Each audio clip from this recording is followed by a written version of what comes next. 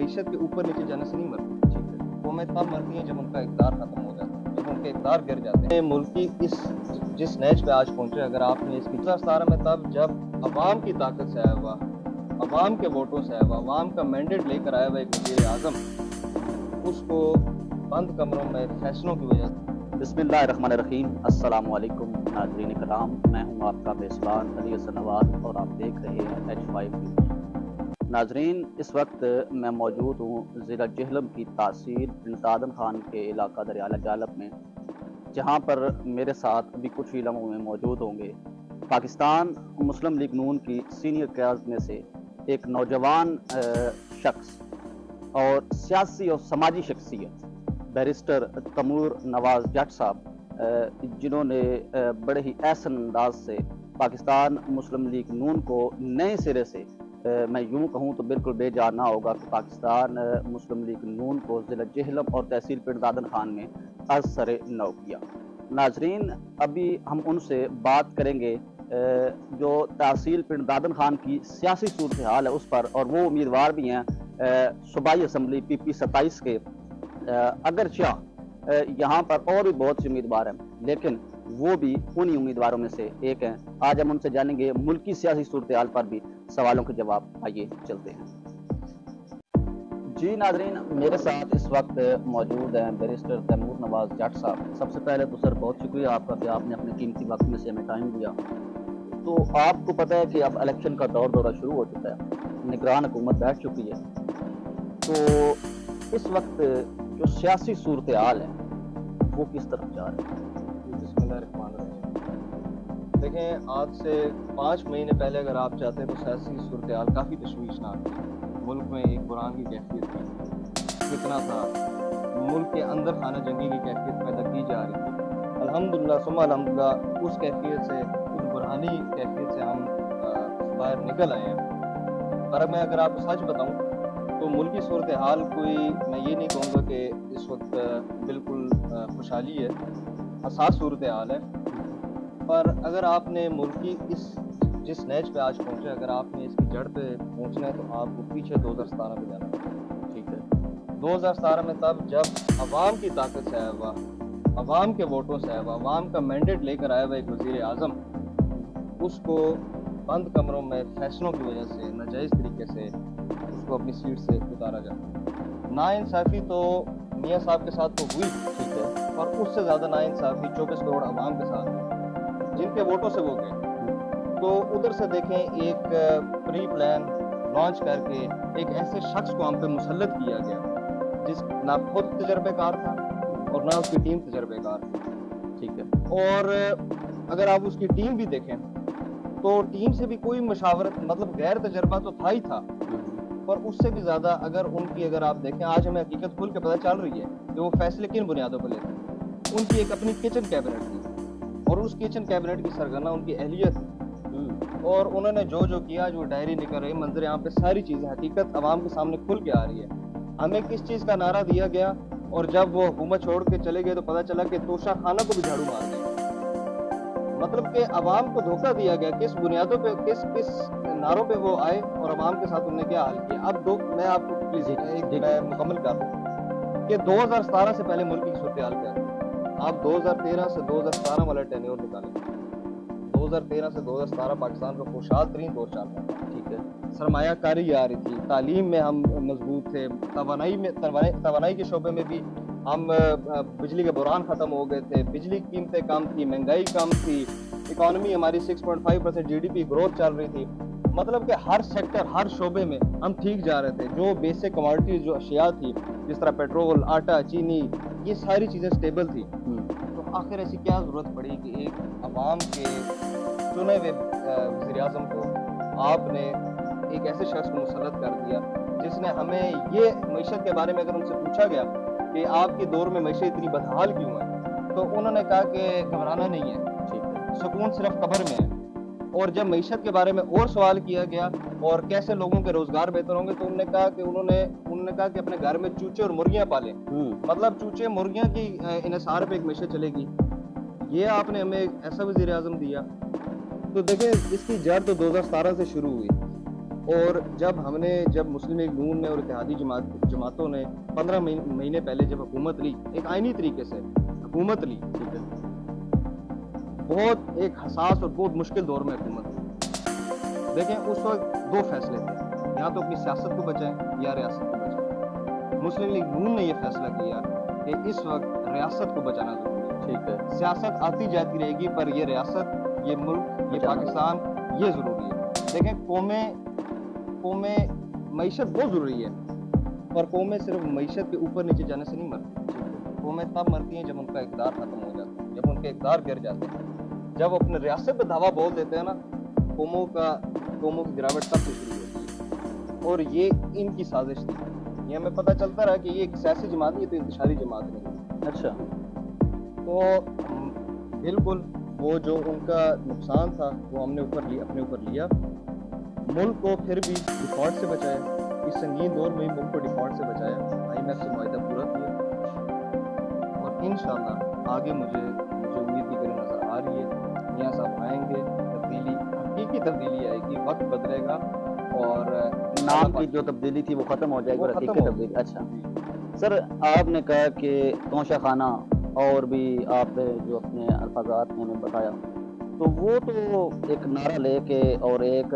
جو عوام کے اندر بات بتائی جا رہی ہے، اور سوشل میڈیا پر بھی ایک بات جو ہے وہ بڑی ہی جو ہے وہ آواز بلند ہے اس کی، کہ وہ تو ایک صرف ڈائری لے کے گئے، تو آج آپ کے سامنے کورٹ نے ثابت کر دی، کورٹ نے ان کو ثابت کیا نا، کورٹ نے ورڈکٹ دی ہے کہ یہ انہوں نے توشہ خانہ سے چوری کی ہے، اس کے اندر میل پریکٹس انوالو تھی، انہوں نے اپنے اثاثے جو ان کی جو کمائی کی ہے گھڑیوں کو معاوضے میں بیچ کے، ٹھیک ہے، اور جن رولز اور جو رولز تھے توشہ خانے کے رولز کے، ان کی خلاف ورزی کر کے اور اس پہ انہوں نے پروفٹ لے کے وہ بھی ڈکلیئر نہیں کیا، میل پریکٹس تھی ان کی طرف سے، یہ کرپشن تھی، ٹھیک ہے، اس کو کہتے ہیں چوری، پتہ بھی نہ چلے اور کام بھی ہو جائے۔ نہیں، میں آپ کو یہ بتا رہا ہوں کہ یہ نہیں کہ صرف توشہ خانہ، ملک کا تو خزانے پہ انہوں نے جھاڑو پھیر ہی دیا، آپ نے بتا دیا، پھر اس کے بعد مطلب کہ آپ نے توشہ خانہ بھی نہ چھوڑا، یہ ایک موریلٹی کی بات ہوتی ہے، یہ لیڈر کے اپنے کردار کی بات ہوتی ہے، ادھر سے پتہ چلتا ہے کہ لیڈر کا کیا کردار ہے۔ بیرسٹر صاحب،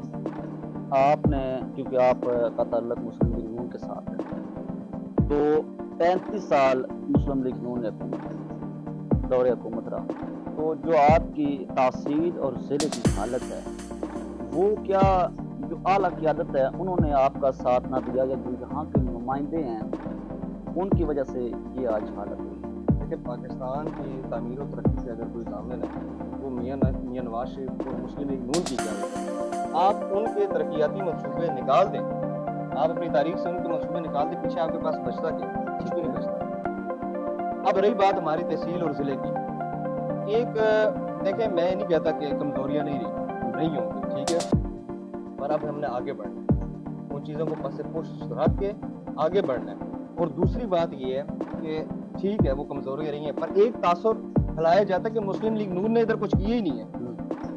آج میں آپ کو آن دا ریکارڈ ایک بات بالکل واضح کر دوں، کیونکہ لوگ دانستہ یا نہ دانستہ طور پہ یہ پروپیگیٹ کرتے ہیں، یہ تاثر پھیلایا جاتا ہے کہ مسلم لیگ نون نے یہاں پہ ہمارے ضلع میں کوئی کام ہی نہیں کیا، اور ایک بہت بڑا پروجیکٹ جو اس ضلع کی تقدیر بدلے گا انشاءاللہ، ٹھیک ہے، وہ مسلم لیگ نون کی دور میں شروع ہوا، اور میں جس پروجیکٹ کی بات کر رہا ہوں وہ جلال پور اریگیشن پروجیکٹ ہے۔ اب میں آپ کو اس کی تفصیل بتاتا ہوں، ٹھیک ہے، میں آپ کو فیکٹس اینڈ فگرز اور تاریخ کے حوالے سے بتاتا ہوں کہ یہ پروجیکٹ کون لے کر آیا ہے۔ نواز چودھری صاحب تو جدھر پبلک فورم ہوتا ہے، جدھر ٹویٹر، فیس بک، ادھر ہر جگہ انہوں نے ایک راگ لاپنا ہوتا ہے کہ ہر ایک اپنی ٹویٹ میں، ہر ایک اپنے سٹیٹمنٹ میں اپنے منصوبوں پہ انہوں نے ایک جلال پور اریگیشن پروجیکٹ کے ساتھ وہ لگانی ہے، تختی انہوں نے لگائی ہے، صرف کام انہوں نے شروع کرایا۔ اگر آپ کام کی تاریخ پہ آتے ہیں تو اس کا جو کانسیپٹ تھا اس اریگیشن پروجیکٹ کا، تو اس کا کانسیپٹ 2013 میں رکھا گیا، جولائی 2013 میں۔ ملک صاحب بتائیں جولائی 2013 میں کس کی حکومت تھی؟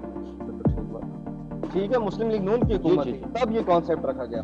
اچھا، پھر اس کی جو فیزیبلٹی اسٹڈی ہے وہ 2015 سے 2017 میں ہوئی، 2015 سے لے کے 2017 میں، اس کے بھی فنڈز اپروو کرائے گئے، ٹھیک ہے، اس کے بھی کانٹریکٹ ہوئے تھے، وہ بھی کسی فرم کو ملا۔ 2015 سے 17 اس کی فیزیبلٹی اسٹڈی ہوئی، جس میں لینڈ ایکوزیشن تھا، کدھر روڈ کا جو کنال، مین کنال گزرنی تھی وہ کس روٹ سے گزرنی تھی، پھر جن لوگوں کی زمینیں اس میں آ رہی تھی ان کو معاوضہ کتنا دینا تھا، یہ ساری چیزیں 2017 تک طے ہو گئی تھی، ٹھیک ہے۔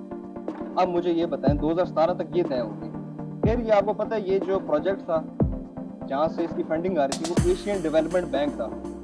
ایشین ڈیولپمنٹ بینک وہ فنڈنگ دے رہا تھا اور فنڈنگ تھی $247 ملین کی. مطلب یہ $1.25 ارب بنتا ہے. بالکل اتنا بڑا پروجیکٹ, یہ وہ پروجیکٹ ہے جو 2.5 لاکھ ایکڑ پہ 2.5 لاکھ ایکڑ زمین کو زیر آب کرے گا. 3.25 لاکھ لوگ اس سے فائدہ اٹھائیں گے. ہماری آپ کو پتہ ہے جو بیشتر زمین ہے ہمارے علاقے کی وہ کھاری زمین ہے. بالکل نمکین اس کی سالٹ رینجز کی وجہ سے تو نمکین زمین ہے وہ کاشتکاری کے قابل نہیں ہے. 3.25 لاکھ لوگ اس سے فائدہ لیں گے. یہ 2017 میں اس کا جو ایگریمنٹ تھا ایشین ڈیولپمنٹ بینک کے ساتھ یہ اپروو ہوا تھا. ٹھیک ہے 2017 میں. اور 2017 میں جو آپ لوگ سن رہے ہیں مجھے, میں ان کی بھی یہ ان کو میں یاد دلا دوں کہ 2017 میں کس کی حکومت تھی. میاں نواز شریف, محمد شہباز شریف صاحب ادھر پنجاب میں وزیر اعلیٰ تھے. اور جو اس کی ایگزیکیوٹنگ ایجنسی تھی جو اس پروجیکٹ کی وہ پنجاب اریگیشن ڈپارٹمنٹ تھی. مطلب کہ سارا ایگریمنٹ کرانا, فیزیبلٹی کرانا, جو سب مشکل مراحل ہیں وہ کس نے کرائے, وہ مسلم لیگ نون کے دور میں ہوئے. ٹھیک ہے, پیچھے کیا رہ گیا, پیچھے ایک تختی لگانا رہ گئی. چلو چلے تختی نے لگا دی, ٹھیک ہے, پر انشاءاللہ اس پروجیکٹ کو بھی پائے تکمیل تک مسلم لیگ نون کی حکومت میں اس کو پائے تکمیل تک پہنچایا جائے گا. اور اس وقت دیکھیں گے کہ کون کس کی تختی. آپ نے سر کہا ہے کہ جو فواد چودھری ہے اس نے صرف تختیاں لگانے پر زور رکھا, تو کام تو سارے مسلم لیگ نون نے کیے. تو اس وقت جو پاسپورٹ آفس ہو گیا, اس کے بعد فواد چودھری صاحب کہتے ہیں کہ میں نے EADI آفس لایا, اس کے بعد یہ جو ڈیول کیریج بھی ہے یہ لائی, اور یہ جو کچھ بورنگ کا سسٹم تھا جو پانی کا تھا یہ بھائی میں نے تحصیل میں پتہ نہیں انہوں نے کتنے ارب لگائے, تو وہ نظر نہیں آ رہے کسی سے. پہلی بات تو یہ جو مطلب کہ 60-70 ارب کا منصوبہ بنتا ہے یہ کنال والا پروجیکٹ, جی یہ بہت بڑا منصوبہ ہے جو ان سارے منصوبوں پہ آتی ہے, پر ہم اس کی بات نہیں کرتے. اور میں یہ بھی نہیں کہتا کہ فواد چودھری صاحب نے یہ اب یہ میں اس کی تردید نہیں کرتا کہ انہوں نے کام نہیں کرا. پاسپورٹ آفس ہے, اس کا جو ڈول کیریج ہوئے ہیں یہ انہوں نے منظور کرایا, اور کن حالات میں منظور کرایا. جاتے جاتے ایک کام منظور کرا کے اس کی نگرانی بھی نہیں کی. مطلب کہ اگر ابھی بھی دیکھیں گے نا تو وہ اپنی عوام کو پرسان حال اس وقت ہماری عوام کو کوئی بھی نہیں ہے. یہی نہیں ہے کہ وہ اپنی عوام کو, اپنے حلقے کی عوام کو اعتماد میں لیں, ان پہ دست شفقت رکھیں کیا مشکلات میں ہیں. انہوں نے جدھر بھی کہنا انہوں نے یہی کہنا ہے کہ میں نے یہ فنڈ یہ میں نے ڈول کیریج میں کرا دی, میں نے جلال پور ایجوکیشن پروجیکٹ کرا دیا, فلانا کرا دیا. یہ ان کی بھی جو گراؤنڈ ریئلٹیز ہے وہ بھی واقف نہیں ہے. یہ عوام پیس رہی ہے ہماری. بالکل اسی طرح مطلب اتنی بیچارگی, اتنی لاوارسی ہماری تحصیل کی ہے. میں انر بلوچستان گیا ہوں, ریموٹ ایریاز میں گیا ہوں بلوچستان کے. اچھا, جو آپ کے اس وقت نگران وزیر اعلیٰ ہیں بلوچستان کے, علی مردان ڈوم, ان کے جو صاحبزادے وہ میرے بیچ میٹ تھے, میرے کلاس فیلو تھے. ٹھیک ہے, تو انہوں نے مجھے بلوچستان جو ہے نا ریموٹ ایریاز میں پھرایا, اندر میں نے دیکھا. ٹھیک ہے, میں نے جو ادھر حالات دیکھے ہیں اور جو ادھر حالات دیکھے ہیں وہ بالکل ملتے تھے. اب بلوچستان کی ایگزامپل بالکل مختلف اس لیے ہے کیونکہ بلوچستان کے ڈائنامکس بالکل ہم سے مختلف ہیں. ادھر سمجھ آتی ہے کہ ادھر ترقی کیوں نہیں ہو پائی. ٹھیک ہے, غیر ملکی طاقتوں کی ادھر کیا نام ہے سازشیں رہی ہیں, اندرونی حالات ان کے سیاسی بھی کافی کیا نام ہے کشیدہ رہے ہیں. ہمارے ادھر کیا مسئلہ تھا کہ ہمیں اپنے صوبے سے فیئر شیئر نہیں مل سکا. ہماری تو اتنی لاوارسی ہے. دوسری بات ہمارے ادھر لوگ یہ مطلب کہ یہ وقت آ گیا ہے کہ لوگ ہمارے کہتے ہیں کہ وہ سمجھتے ہیں کہ جو ہماری ہمسائی تحصیلیں چکوال ہو گیا, بیرا ہو گیا, منڈی باؤلی, مطلب یہ جو تحصیلیں اور اضلاع ہیں جو ہمارے ارد گرد ہیں, لوگ سمجھتے ہیں یہی پیرس ہے. ہمارے لیے تو یہی پیرس ہے جتنی ہماری ادھر محرومیاں رہی ہیں. بالکل اسی طرح تو فواد چودھری صاحب نے ہماری عوام کو اعتماد میں نہیں لیا. ٹھیک ہے, جس طرح ان کو درد رکھنا چاہیے تھا وہ انہوں نے نہیں لیا. ٹھیک ہے, پچھلے 5 سال ان کی حکومت رہی ہے, چلے 15 مہینے نکال دیں, باقی تو ان کی حکومت رہی ہے. اس قابلیت کے جو کام ہم سوچ رہے تھے ان سے, جس طرح کام ہے وہ لیڈر ہمیں بتایا جا رہا تھا وہ ہے. سر وہ تو آپ نے اب کلیئر کر دیا کہ جس طرح کے وہ لیڈر تھے وہ ہمیں نظر نہیں آئے, یا جس طرح وہ شو میٹ کرتے تھے اس طرح بھی ہمیں وہ نظر نہیں آئے. تو اب ہم ذرا تھوڑی سی اپنی جو تحصیل ہے اس کی طرف آ جاتے ہیں, اور اپنی تحصیل کی جو سیاسی صورتحال ہے اس کی طرف آ جاتے ہیں. تو بیرسٹر صاحب آپ ہمارے ناظرین کو یہ بتائیں کہ اس وقت جو پاکستان مسلم لیگ نون کی جو قیادت ہے وہ حیثیت جہلم کی اور PP 27 کی قیادت ہے خاص طور پر, اس میں کھڑے بنی ہیں, تو یہ معاملہ جب آپ لوگ اپنے ارد گرد کے ماحول یا اپنے ساتھ جب وہ صحیح نہیں ہوں گے یا جو یہ دھڑے بندیاں ہوں گی تو پھر عوام کس طرح جو ہے وہ آپ کا مینڈیٹ جو ہے وہ قبول کرے گی؟ جی یہ آپ کی بات درست ہے، دھڑے بندیاں ہیں اور نہیں ہونا چاہیے۔ میں سمجھتا ہوں کہ ایسے افسوس بھی ہے کہ اس طرح کی دھڑے بندیاں نہیں ہونی چاہیے۔ اس کی وجہ یہ ہے، دیکھیں کینڈیڈیٹ بے شک 5 ہو 10 ہو 15 ہو، بے شک ایک ہی پارٹی کے امیدوار ہوں، ٹھیک ہے، کوئی حرج نہیں ہے، پر کسی بھی کینڈیڈیٹ کو اپنی ذاتی تشہیر پارٹی کے قواعد و ضابط سے اس کی ترجیح نہیں ہونی چاہیے، جو اپنی ذاتی تشہیر ہے، ٹھیک ہے، پارٹی کی جو قواعد و ضوابط ہے اس کے اندر رہ کے وہ اپنی کیمپین کرے، اپنے بیانیوں کو آگے کرے۔ پر جدھر آپ کیونکہ پارٹی کا جو اگر آپ پارٹی کے ممبر ہیں تو آپ نے اتفاق سے رہنا ہے۔ سیاسی اختلاف ہو سکتے ہیں، پارٹی کے اندر بھی ہو سکتے ہیں، ٹھیک ہے، پر آپ نے وہ اندرون خانے ہی سلجھانے ہیں، ٹھیک ہے، آپ اس کو پبلک میں نہیں کر سکتے۔ اس سے اچھا، اس سے مسئلہ میں آپ کو بتاؤں، اس سے ہمارے جو نون لیگ کے ورکرز ہیں وہ بہت نالاں ہیں، بالکل ان کو نہیں سمجھ آ رہی کہ ہم کس دڑے میں جائیں۔ یہی بات میں آپ سے بیسکلی پوچھنا چاہتا ہوں۔ نالا ہے وہ، صحیح بات ہے، اور ان کی بات بجا ہے۔ میرے سے کوئی پوچھتا ہے، میں تو اسے یہ کہتا ہوں کہ آپ کو کسی سیاسی کینڈیڈیٹ کی تشہیر کرنے کی اس وقت ضرورت نہیں ہے۔ اس وقت آپ نے پارٹی کے نظریے کو آگے لے کے جانا، آپ بس پارٹی کے نظریے کو آگے لے کر جائیں۔ اس وقت ہمارے ادھر کسی سیاسی کا اتنا قد کاٹ نہیں ہے کہ میاں نواز شریف کے نظریے سے وہ آگے بڑھ جائے۔ بالکل لوگ میاں صاحب سے محبت کرتے ہیں، ان سے پیار کرتے ہیں، وہ ووٹ ان کے نام پہ دیتے ہیں۔ کینڈیڈیٹس کو بھی چاہیے کہ ذاتی تشہیر نہیں ہے، اس وقت پارٹی کے جو نظریے اس کو آگے لے کر چلیں۔ دیکھیں اگر دھڑے بندی کسی نے کرنی ہوتی نا تو وہ میں اور میرا گھر اس کو سب سے پہلا حق تھا دھڑا بندی کرنے کا۔ اس کی وجہ کیا ہے؟ اس کی وجہ یہ ہے کہ 2018 کے جب جنرل الیکشن تھے تو یہ ٹکٹ جو مسلم نون کی تھی یہ پہلے ہمارے گھر آئی، ٹھیک ہے، اب جو بھی مسئلے مسائل بنے وہ ٹکٹ ہمیں نہیں ملی، پر آپ نے میرے سے، میرے طاہر چودھری مظفر سے، میرے والد کو ٹکٹ ملی تھی، میرے والد چودھری افتخار سے، کسی سے کبھی کوئی سنا ہے کوئی گلہ کیا ہو، کوئی شکوہ کیا ہو؟ ہم نے تو اپنا لفظ ہی دیا، جب پارٹی نے ایک حکم کر دیا تو بس ہر تسلیم میں خم کریں آپ۔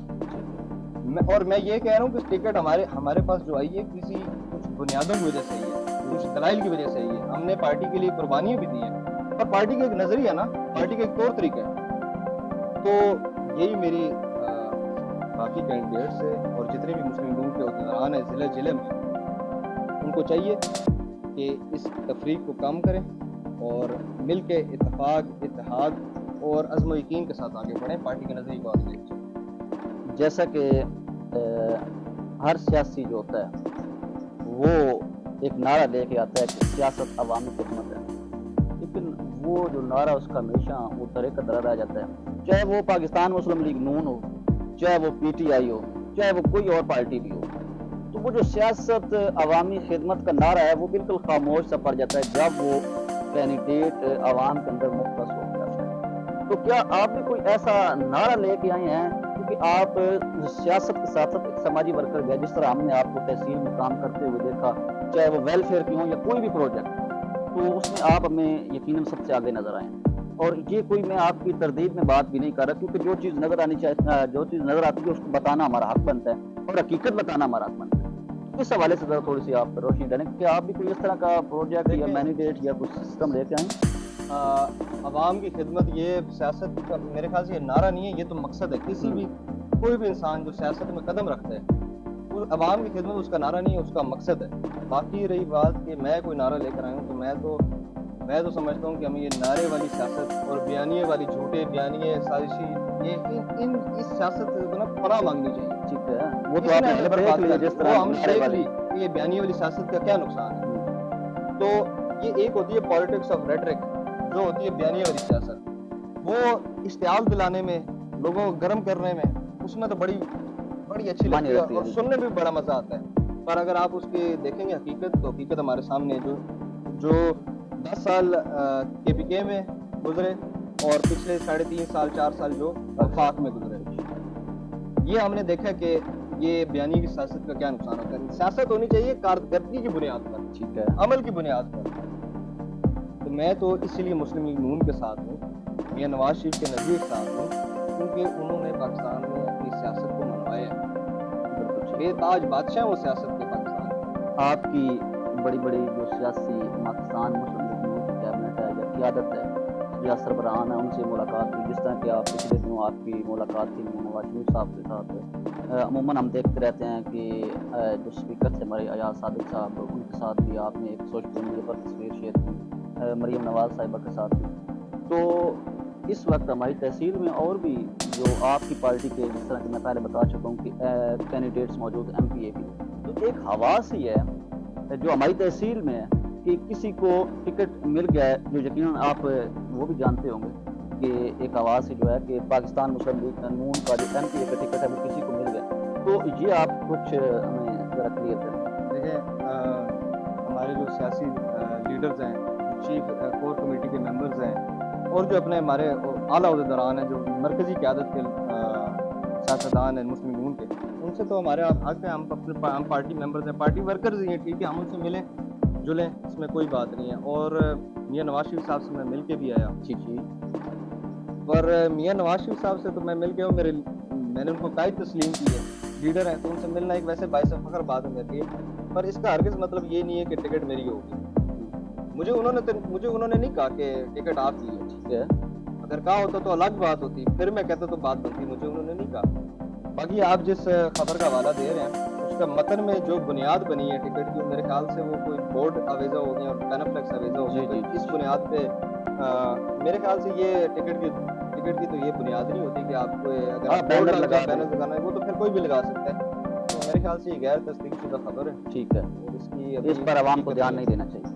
نہیں، میرے خیال سے عوام نے دیا بھی نہیں ہے دھیان، ٹھیک اگر کہا ہوتا تو الگ بات ہوتی، پھر میں کہتا تو بات بنتی، مجھے انہوں نے نہیں کہا۔ باقی آپ جس خبر کا حوالہ دے رہے ہیں، اس کا متن میں جو بنیاد بنی ہے ٹکٹ کی، میرے خیال سے وہ کوئی بورڈ آویزہ ہو گئے اور پینافلیکس آویزہ ہو گئے، جی تو جی، اس بنیاد پہ میرے خیال سے یہ ٹکٹ کی تو یہ بنیاد نہیں ہوتی کہ آپ کو اگر آپ بورڈ بینر لگانا ہے، وہ تو پھر کوئی بھی لگا سکتا ہے، تو میرے خیال سے یہ غیر تصدیق شدہ خبر ہے، ٹھیک ہے، اور اس کی اس پر عوام کو دھیان نہیں دینا چاہیے۔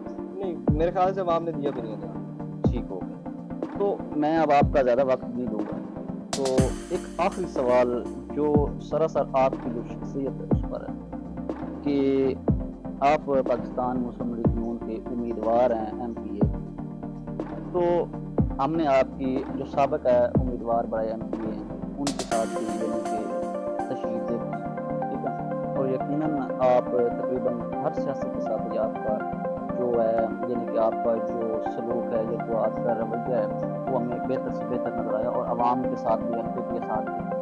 تو اگر آپ کو کسی کے حق میں یا کسی کا ساتھ دینے کا موقع ملا، اگر آپ کو ٹکٹ نہیں ملتا پاکستان مسلم لیگ نون ایم پی اے کا، پھر آپ کا کیا رد عمل ہوگا؟